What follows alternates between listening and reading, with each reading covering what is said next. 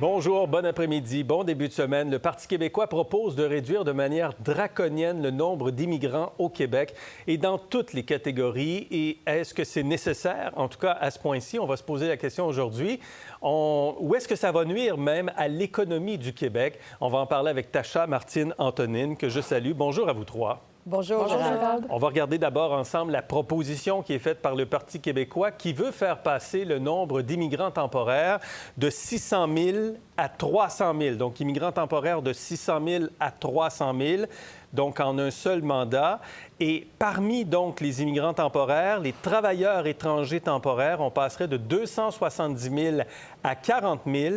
Et le nombre d'étudiants étrangers passerait de 120 000 à 50 000 et l'immigration permanente, on passerait de 63 000 à 35 000. Est-ce que c'est radical? Paul Saint-Pierre Plamondon dit que non. Ce qu'on propose aujourd'hui pourrait être qualifié de radical. Je commence en vous disant que ce qui est radical, c'est d'avoir augmenté autant les seuils tant temporaires que permanents. Et essentiellement, ce que le Parti québécois propose, c'est de revenir à des seuils qui s'appliquaient il y a à peine 15 ans. Donc, il n'y a rien de radical, si ce n'est qu'une volonté de corriger une absurdité, une dérive idéologique. Est-ce que le Parti québécois dit que le Québec est victime ici, de la part du gouvernement fédéral, d'une dérive idéologique? Martine, est-ce que vous êtes d'accord? Bien, écoutez, non, pas vraiment, parce que et ce que propose M. Saint-Pierre Plamondon, pour moi, est totalement, là, pas radical, mais en tout cas radicalement très, très, très ambitieux, je vous dirais. Je ne suis pas certaine que ça peut se faire comme ça, sans heurte pour l'économie québécoise. Vous savez, il faut dire que les travailleurs étrangers temporaires répondent à des besoins du marché du travail, des besoins des employeurs. Est-ce qu'on en a beaucoup, Gérald? Est-ce qu'on en a accepté énormément? Oui, c'est vrai. Est-ce qu'on a un retard dans l'automatisation, dans la robotisation au Québec, dans la productivité? Oui, c'est vrai. Donc, il faut mettre des efforts dans ce sens-là, mais c'est pas vrai que du jour au lendemain, on peut tout automatiser et dire qu'on peut se passer là, de dizaines de milliers de travailleurs étrangers temporaires qui sont ici et qui comptent des besoins là, bien sérieux des employeurs, non seulement dans le secteur de l'agriculture, mais aussi dans plusieurs autres secteurs de l'économie québécoise. Donc, il faut faire attention. Ce ne sont pas des décisions et des politiques qu'on peut appliquer du jour au lendemain. Il faut préparer le terrain en amont, travailler avec les employeurs, faire de la formation et avoir des programmes aussi qui vont permettre aux entreprises là, de pouvoir s'automatiser. Antonine? Bien, moi, je suis d'accord avec Martine qu'il faut préparer le terrain et qu'on ne peut pas le faire du jour au lendemain. Par contre, je pense que ce que le PQ veut essayer d'apporter ici, c'est l'aspect qu'il faut briser le cycle. Parce que le recours, par exemple, aux travailleurs étrangers temporaires, c'est important et c'est même essentiel dans certains secteurs. Mais est-ce que des fois, on ne vient pas renforcer le problème aussi? Ça me fait un peu penser aux agences privées de recrutement d'infirmières là, dans le réseau de la santé. À un moment donné, le ministre de la Santé a décidé que si on ne coupait pas, bien, on ne serait pas capable de briser le cycle de dépendance. Est-ce que de recourir trop facilement à des travailleurs étrangers temporaires, et je mets facilement entre guillemets, parce que je sais que des fois, il y a beaucoup de paperasse et c'est quand même complexe dans de nombreux cas, mais est-ce que ce recours-là trop facile fait en sorte aussi de renforcer ce retard technologique, ce retard en productivité? Est-ce que même d'avoir recours trop facilement des travailleurs étrangers temporaires, ça peut faire en sorte de baisser les conditions de travail dans certains corps d'emploi, qui fait en sorte que c'est pas attractif pour les Québécois de prendre des emplois? Comme le dit Paul Saint-Pierre Plamondon, ce qui se passe au Canada dans les dernières années sous le gouvernement Trudeau, Antonine? C'est idéologique. Ça me fâche un peu cette façon que c'est toujours ceux qui critiquent le système d'immigration qui sont vus comme ayant une approche idéologique, mais de ne pas être capable de remettre en question notre système, de ne pas être capable des fois de se dire non, c'est pas un dogme. Oui, il y a des enjeux économiques, mais il y a d'autres aspects qu'il faut prendre en considération aussi quand on prend nos décisions en matière de politique d'immigration. C'est idéologique quand il n'y a pas de place à la discussion. Et moi, le gouvernement Trudeau, dans les dernières années, je trouve qu'ils ont une approche très idéologique en matière d'immigration. On a trouvé notre tableau, je vais vous le montrer là, sur le plan pour réduire l'immigration du Parti québécois, parce que si vous êtes comme moi, vous êtes visuel. Regardez donc l'immigration temporaire qui passerait de 600 000 à 300 000, le nombre de travailleurs étrangers temporaires de 270 à 40 000, le nombre d'étudiants étrangers de 120 à 50 000, et l'immigration permanente qui est à 63 000 par année en ce moment, passerait à 35 000 donc sous le Parti québécois. Qu'en pensez-vous, Tasha? Bien, je pense que ce que M. Saint-Paul Plamondon fait, c'est qu'il s'attaque à un vrai problème, c'est-à-dire le fait que le gouvernement Trudeau, oui, a pour des raisons idéologiques, des raisons électoralistes, plein de raisons, et aussi la raison de pression, je pense, de la communauté des affaires, a dit que, bon, on va ouvrir grand les portes, on va rentrer des millions, littéralement des millions de gens dans un très court délai, ce qui a produit une crise de logement, une pénurie maintenant d'emploi, pas de main-d'œuvre, parce qu'on voit que le seuil du chômage a augmenté. Et je pense que sur ce point-là, il a absolument raison qu'il faut couper le nœud gordien, comme on dit en anglais, the Gordian knot. Antonine vient de dire ça. Il faut à un moment trancher. Alors, je comprends que ces chiffres-là... Donc, c'est pas radical pour vous, ce qu'il propose? Je ne sais pas si c'est radical. Ce que je pense, d'ailleurs, c'est qu'il faut regarder le système d'immigration. Pourquoi c'était bon? Le système d'immigration du Canada, c'était un modèle parce que c'était sur des points et c'était dans des secteurs où on avait besoin de gens, mais pas des secteurs à bas rémunération. C'était vraiment... Aujourd'hui, ce qu'on voit, c'est que des gens rentrent, puis sont des chauffeurs de Uber, ils sont des livreurs de pizza, des choses qui sont... C'est pas ça pour ça qu'on veut des immigrants. On veut combler des postes dans des places où on a besoin, mais pas nécessairement de créer des travailleurs étrangers comme en Allemagne, guest workers. C'est ce qu'on a fait ici. Et ça cause des problèmes. Ces gens-là ne sont pas intégrés et il y en a trop.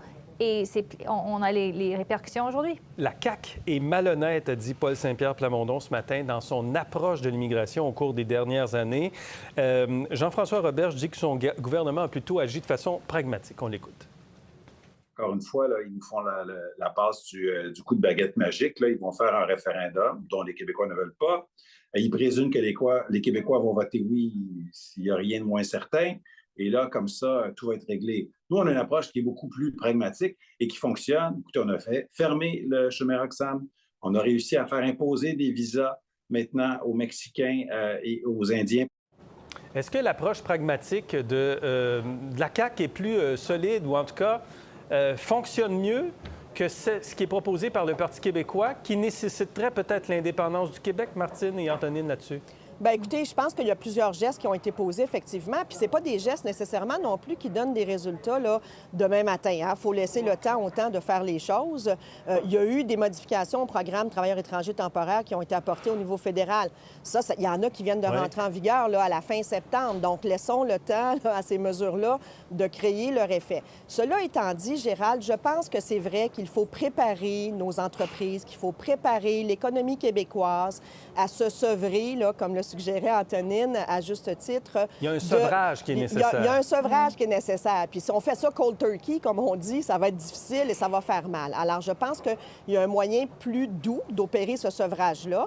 Entre autres, notamment, et je l'ai dit tantôt, là, quand on parle de se débarrasser des travailleurs étrangers temporaires, c'est pas juste de remplacer ces travailleurs-là par des machines. Encore faut-il, ces machines-là, elles ne s'opèrent pas toutes seules. Donc, ça prend des travailleurs pour les opérer, ça prend des travailleurs pour les entretenir, ça prend des travailleurs pour les réparer. Alors, il faut procéder à une requalification de la main-d'œuvre. Donc, tout ça prend du temps.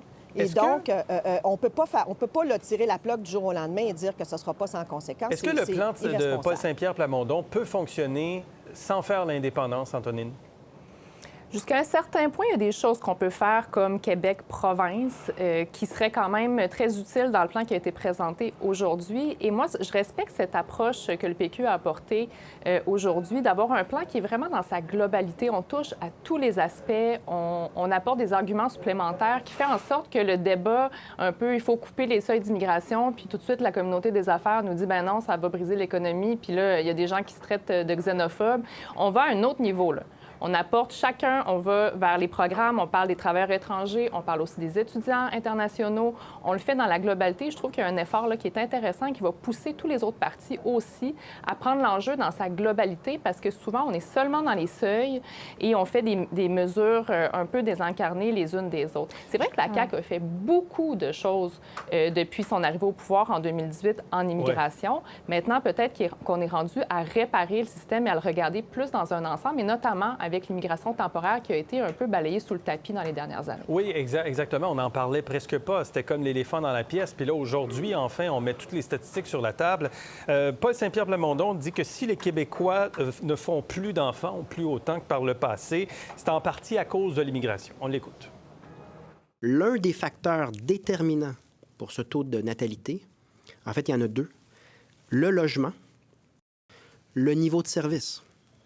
C'est pas pour rien que le Parti québécois a mis de l'avant les CPE, puis regardez l'enfer qu'a vécu un grand nombre de parents dans la recherche de places en garderie privée, conventionnée, non conventionnée, CPE. Ça a un impact très grand sur la décision ou non d'avoir un enfant de plus. Et donc, avec moins de pression sur le système, les parents québécois seraient plus à même de prendre une décision d'avoir plus qu'un ou deux enfants. Tacha. Non. Écoutez, il y a des pays comme le Japon, là, où le taux de natalité est extrêmement bas et l'immigration, c'est extrêmement bas aussi. C'est pas là le rapport. Je pense que vraiment le rapport enfant ou pas enfant, il y a beaucoup de facteurs. Il y a, oui, les coûts d'élever un enfant qui peuvent être aussi hauts dans un pays qui a beaucoup d'immigration que pas, mais c'est aussi le choix des femmes surtout, c'est ça qu'on voit, d'enfanter ou non, qui voient d'autres options, qui ne désirent pas. Et je pense que c'est parce qu'on ne valorise plus la famille comme telle.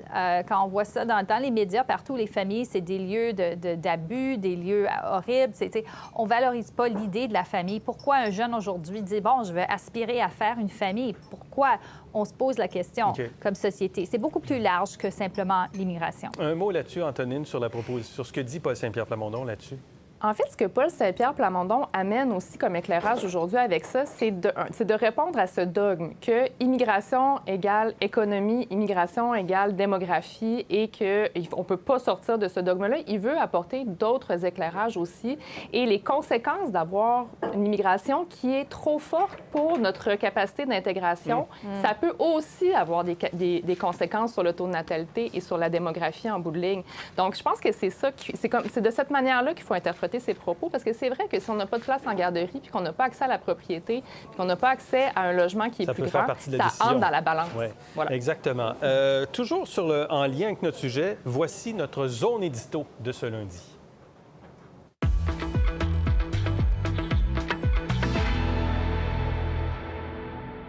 Avec Jean-Nicolas Marchand, qui est le directeur général de la Chambre de commerce et d'industrie de Rimouski-Neigette. Bonjour, Jean-Nicolas. Bonjour. Vous êtes contre la chute importante du nombre d'immigrants? J'ai pas eu une bonne fin de semaine quand j'ai vu puis j'ai lu l'ensemble de la documentation puis des informations du Parti québécois ce week-end, Gérald. Pourquoi? Parce que, écoutez, on arrive dans une situation où la majorité de cette immigration-là, c'est de l'immigration qui est économique, qui vient pallier à un besoin d'une multitude d'entreprises et on rajoute une insécurité, d'autant plus que ces permis de travail-là sont octroyés pour 24 mois. Là. Donc, au niveau des entreprises, là, il y a une planification qui se fait pour avoir, parce que c'est de l'immigration temporaire, les gens vont venir travailler pendant une période, une saisonnalité, vont quitter, vont revenir, vont avoir le goût de s'établir. Donc, il va y avoir une intégration qui va être beaucoup plus facile au niveau du Québec. Et puis, on arrive du jour au lendemain, un peu comme le disaient là, les dames tantôt, et on vient jeter un pavé dans la mare, puis on vient créer une insécurité. Moi, je trouve que c'est inutile. Bien, Martine Hébert, Antonine Iaccarini nous disait il y a un instant que les entreprises doivent se sevrer peut-être. Hein? Est-ce que c'est de la main-d'œuvre facile pour les entreprises? Bien, à l'inverse, si ça serait beaucoup plus facile et facilitant d'aller dans la robotisation, les entreprises le feraient. Alors, est-ce que c'est devenir compliqué l'accessibilité à ces employés-là qu'ils vont venir se sevrer puis ils vont faire l'inverse? Moi, je pense que si, à l'inverse, on avait une robotisation de l'aide financière, des façons de faire qui étaient différentes, bien, à ce moment-là, le besoin en main-d'œuvre serait beaucoup moins intéressant parce qu'il y a quand même un processus là, qui est laborieux là, pour obtenir ces certifications-là. La réduction, là, on a vu dans les derniers mois quand même que la pénurie de main-d'œuvre est moins grave. Mais là, réduire le nombre d'immigrants, puis le Canada va le faire, hein? Le gouvernement du Canada l'a annoncé aussi la semaine passée. Est-ce que ça pourrait recréer des pénuries de main-d'œuvre? ça peut recréer, puis d'autant plus en région. 66 des permis temporaires au niveau de l'emploi sont dans le domaine de l'agriculture. Le domaine de l'agriculture, c'est pas à Montréal là, qu'on fait énormément d'agriculture, là. Donc, c'est vraiment en région qu'on va venir impacter au niveau économique. En plus, on cherche des façons de venir augmenter la population en région, de venir occuper notre territoire pour obtenir des services, que ce soit des commerces, des petits commerces. Et là, on vient... C'est pas avec la robotisation là, qu'on va venir occuper notre territoire. Donc, je trouve que c'est deux discours qui vont pas ensemble parce qu'on veut venir aider nos régions, on veut les densifier, mais on va leur dire robotiser. Bon, oui, mais de quelle façon on est capable de le faire? Moi, je pense qu'avec une immigration qui est économique, qui a vraiment, à ce moment-là, un objectif, bien, on vient répondre aux deux critères qu'on a au niveau de notre immigration au Québec. Cela dit, la proposition du Parti québécois aujourd'hui, elle est quand même étayée sur l'immigration temporaire, sur l'immigration permanente. On touche les travailleurs étrangers temporaires, les étudiants étrangers. Est-ce qu'on fait bien de viser principalement, dans ce cas-ci, l'immigration temporaire? Bien, dans ce domaine-là, moi, oui, il y a au niveau des études, mais à chaque fois qu'on va au niveau des étudiants. Oui, mais on va sur le niveau de l'immigration temporaire, bien, ça nous permet de valider, puis ça permet de voir si le candidat est capable de bien s'intégrer, de vraiment apprécier, puis de s'établir au Québec. Quelqu'un qui va faire un baccalauréat au niveau de l'ingénierie, qui va être l'Ordre des ingénieurs du Québec, c'est pas pour repartir dans son pays, c'est pour venir immigrer ici, de venir s'établir, ensuite de faire venir sa famille, puis d'avoir un tissu social qui va être solide. Le Parti québécois veut couper 85 des permis au niveau de l'immigration temporaire, au niveau des travailleurs. Imaginez l'impact si on le fait d'une façon drastique pour toutes ces entreprises-là qui veulent les renouveler, ces employés-là. Moi, je trouve que c'est très craintif. Pour moi, je crains. Je suis dans une chambre de commerce. On travaille avec des entrepreneurs à tous les jours. On les accompagne aussi dans ces demandes-là. Quand un entrepreneur actuellement, Gérald, fait une demande pour avoir de l'immigration temporaire au niveau de travailleurs, c'est parce qu'il a utilisé toutes les ressources qu'il pouvait y avoir sur le territoire et que ça devient pour lui son dernier recours. Merci Jean-Nicolas d'avoir été avec nous aujourd'hui. Merci. Pour voir nos émissions en entier, rendez-vous sur la chaîne Ici RDI.